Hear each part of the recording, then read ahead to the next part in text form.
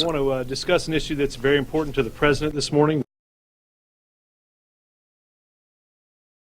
The steps we are taking on both sides of the border, working with our Mexican partners to support the Mexican government's campaign against the violent cartels and to reduce contraband in both directions across the border.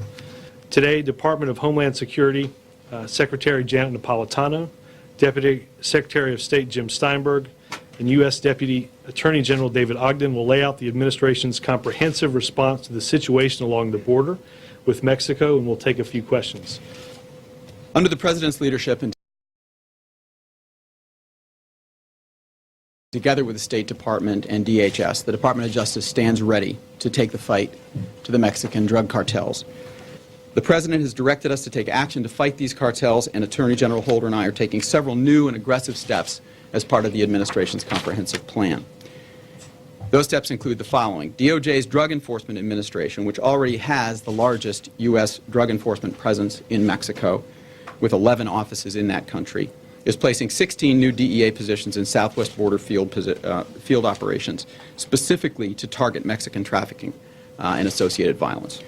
DOJ's Bureau of Alcohol, Tobacco, Firearms, and Explosives is increasing its efforts by adding 37 new employees in 3 new offices, using $10 million in Recovery Act funds, and redeploying 100 personnel to the southwest border in the next 45 days to fortify its Project Gunrunner, which is aimed at disrupting arms trafficking between the United States and Mexico.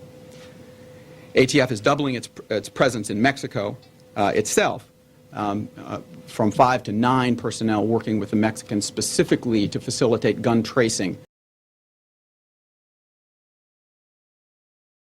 activity which targets the illegal weapons and their sources in the United States.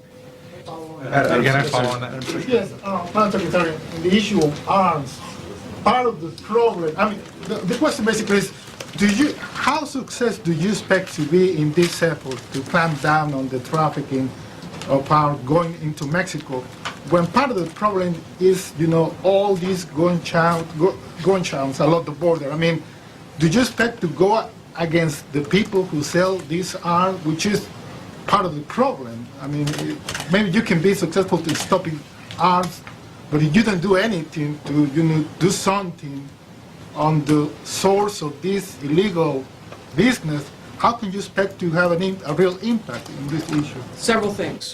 One is, first of all, you've got to interdict the arms. You've got to stop them from going into Mexico. That's why we're increasing the southbound inspections. That's why we're moving the technology to the border to help with screening going into the border. We're coordinating with Mexico because they can do more by way of southbound screening on their side of the border. But then the Department of Justice moving their agents down there, as David said, and increasing tracing.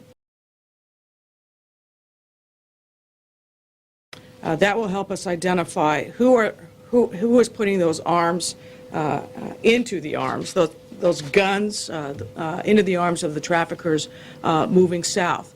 And out of that, there can reasonably be seen more prosecution of actual arms dealers who are intentionally and knowingly putting arms into the hands of the smugglers.